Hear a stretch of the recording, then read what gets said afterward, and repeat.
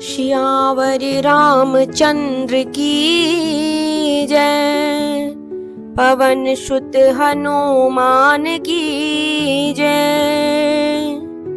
तुलसी कृत रामचरितमानस कथा प्रारंभ। आइए राम के प्रिय भक्त हनुमान जी को कथा में बुलाएं। प्रणबाहु पवन कुमार, खलवन पावक ज्ञान घन, जासु हृदय आधार, वसई राम सर चाप धरी। तुलसी कृत रामायण, कथा कहूँ अनुसार, रामा कथा कहूँ अनुसार। आय सुआसन लीजियो, विराजियो पवन कुमार। मंगल भवनय मंगल हारी, द्रवौ सुदशरथ अजिर बिहारी। तो कल की कथा में हमने सुना था, कही देखा हर जतन बहु, रहै न दक्ष कुमार। दिए मुख्य गण संग तब, विदा कीन त्रिपुरार। पार्वती जी अपने पिता के घर दक्ष जी के यहाँ यज्ञ में जाना चाहती है, लेकिन दक्ष ने शिव जी के यहाँ पर न्योता नहीं भेजा है। तो शिव जी ने पार्वती से मना किया कि तुम्हारे पिता ने हमारे बैर से तुम्हें भी बुला दिया है, तो जहां से न्योता नहीं आए वहां पर जाने से हमारा सम्मान घटता है, हमें नहीं जाना चाहिए। प्रभु ने हर तरीके से माता को समझा लिया, लेकिन माता की समझ में नहीं आ रहा था। होनहार बस माता को जाना वही था। तो आज की कथा में माता सती हो जाएंगी। आइए ध्यान से आज की कथा को सुने। कही देखा हर जतन बहु, शिव जी ने बहुत प्रकार से कहकर देख लिया।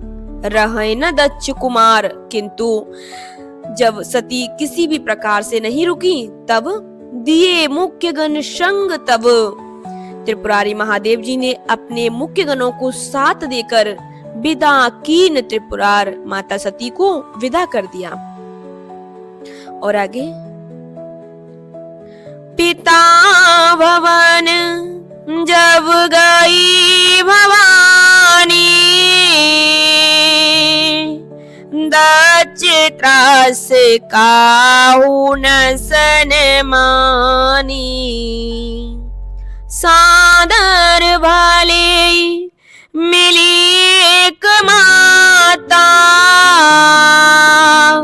भगिनी मिली बहुत मुस्काता। तो भवानी जब दक्ष के घर पर पहुंची, अपने पिता के घर पर पहुंची, दक्ष त्रास काहू न सनमानी, तब दक्ष के डर से किसी ने भी उनकी आवभगत नहीं करी। सादर भले ही मिली एक माता भले ही आदर से मिली थी।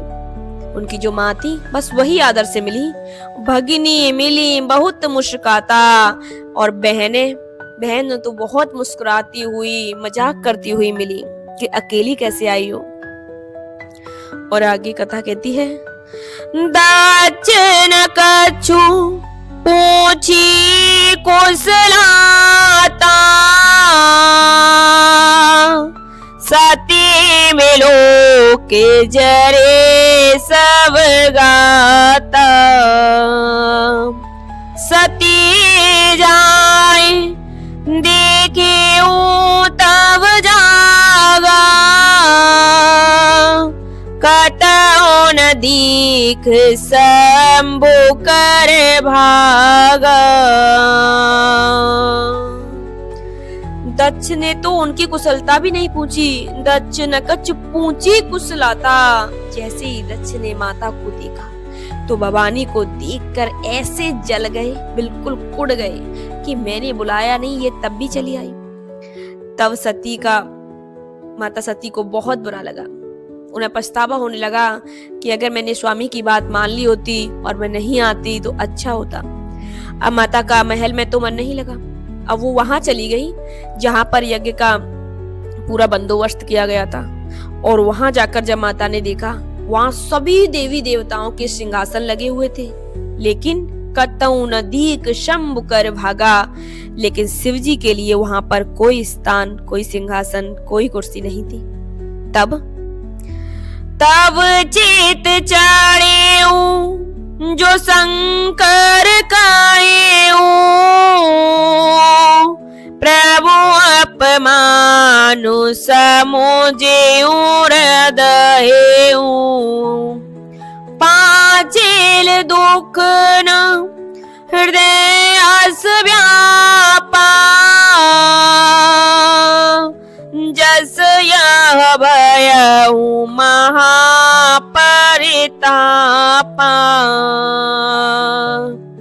तब शिव जी ने जो कहा था वह उनकी समझ में आया। तब चित चढ़े हूं जो शंकर कहे हूं। शंकर जी ने समझाया था ना कि किसी के बिना बुलाए नहीं जाना चाहिए। तो अब माता को वह सब याद आने लगा। प्रभु अपमान समुझ उरदहु, अपने प्रभु का, अपने स्वामी का, शंकर जी का अपमान समझकर सती का हृदय जल उठा।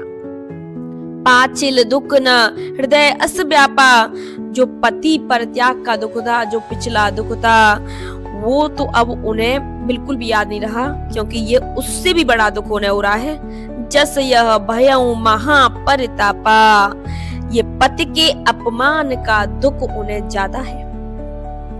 और आगे कथा कहती है, यद्यपि जग दारुण दुख नाना, सबते कठिन जाति अवमाना, समुझे सती वयाऊ अति क्रोधा, बहुविध जननी कीन प्रबोधा। तुलसीदास जी समझा रहे हैं कि यद्यपि जगत में अनेक प्रकार के दुख हैं, तथापि जाति अपमान से बढ़कर कोई दुख नहीं है। यह सोचकर सती जी का क्रोध बढ़ गया कि यहाँ मेरे ही पति का अपमान हो रहा है, मेरे शंकर जी के लिए यहाँ कोई स्थान नहीं।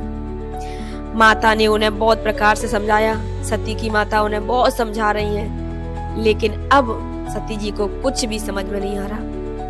और वो बोली, शिव अपमानु न जाय सही, हृदय न होय प्रबोध, सकल सवाई हटे हटके तब, बोली वचन सक्रोध, मंगल भवनय मंगल हारी, द्रवौ सो दशरथ अजिर विहारी। यद्यपि सती की माता ने बहुत प्रकार से सती को समझाया, परंतु उनसे शिवजी का अपमान नहीं सहा गया। इससे उनके हृदय में कुछ भी प्रबोध नहीं हुआ, और तब वे सारी सभा से हठपूर्वक क्रोध भरे शब्दों में डांट करके बोली, सुनऊ सभासद सकल मुनिंदा, काई सोनी जिन शंकर निंदा। माता क्रोध में चिल्लाकर बोली है कि हे सभासदों और सब मुनीश्वरों, सुनो, जिन लोगों ने यहाँ शिवजी की निंदा कही है और सुनी है, यहाँ ध्यान देने वाली बात यह है कि जो कहता है प्लस जो सुनता है वो बराबर का अधिकारी होता है निंदा का। जो निंदा कोई कहता है और उस निंदा को हम बैठ के सुनते हैं तो हम बराबर के अधिकारी हैं। तो अब माता क्या बोली, सो फले तुरत लव सब काऊ, भली भांति पछताव पिताहू। तो इस पूरी सभा में जिसने शंकर की निंदा कही है और सुनी है, उन सबको उसका फल अब तुरंत ही मिलेगा, यहीं के यहीं। और ये मेरे पिता दक्ष, ये भी भली भांति पछताएंगे। अब संत शंभु श्रीपति अपवादा, सुनिय जहां तहां असीम मर्यादा। सती जी ने समझाया कि जहां संत शिवजी और लक्ष्मीपति विष्णु भगवान की निंदा सुनी जाए वहां ऐसी मर्यादा है। कैसी मर्यादा है? काटियता सुजीव जो बसाई, श्रवण मुदे नत चलिय पराई। कि जहां ब्रह्मा विष्णु और महेश की निंदा हो रही हो तो या तो अपने ज्ञान से उस निंदा को आप रोक दें, उसकी जुबान को काटें। उस अपने ज्ञान, अगर आप ज्यादा आपको नॉलेज है उससे ज्यादा, तो आप उस निंदा को वहां रोकें। और अगर आप नहीं रोक सकते तो दूसरा ऑप्शन है शबन मूद नत चलिए पराई। अगर आपसे नहीं रोका जा रहा तो आप अपने कानों को मूंद कर वहां से चले जाइए, लेकिन उनकी निंदा नहीं सुने। फिर आगे कथा कहती है, जगदात्मा महेश पुरारी, जगत जनक सबके हितकारी। त्रिपुर दैत्य को मारने वाले भगवान महेश्वर संपूर्ण जगत की आत्मा है। वे जगत पिता और सबका हित करने वाले हैं। लेकिन पिता मंदमति निंदति तेहि, संभव यह देहि। माता क्रोध में बोली, मेरा मंद बुद्धि पिता उनकी निंदा करता है। जो प्रभु दैत्य को, त्रिपुर दैत्य को मारने वाले हैं, ऐसे भगवान महेश्वर जो पूरे संसार की आत्मा है, वो जगत के पिता हैं, ये उनका अपमान कर रहा है। और मेरा यह शरीर एक दक्ष के वीर से उत्पन्न है, तो अब मुझे अपने इस शरीर से बिगड़ा है और मैं इसे अब यही खत्म करती हूँ। तजियाऊं तुरत देते तू, उड़धर चंद्र लोक वृष के तू। इसीलिए चंद्रमा को ललाट पर धारण करने वाले वृषकेतु शिव जी को हृदय में धारण करके मैं इस शरीर को अब इसी वक्त त्याग दूंगी। असकाई जोग अगिन तनु जारा, भयऊ सकल मख हाहाकारा। ऐसा कहकर सती जी ने योगा अग्नि से अपने शरीर को भस्म कर डाला। सारी यज्ञशाला में हाहाकार मच गया। माता सती की जय। यहाँ ध्यान देने योग्य बात यह है कि जो आजकल सीरियल में, रामायण में दिखाया जाता है कि वहां यज्ञ हो रही थी और हवन कुंड में जो अग्नि जल रही थी, माता उसमें कूद करके प्राण देती है।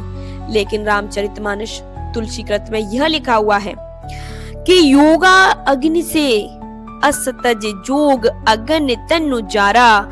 योग अग्नि से अपने अंदर योग की अग्नि प्रकट करके तब माता ने अपने शरीर को छोड़ा, किसी हवन कुंड में कूद कर नहीं।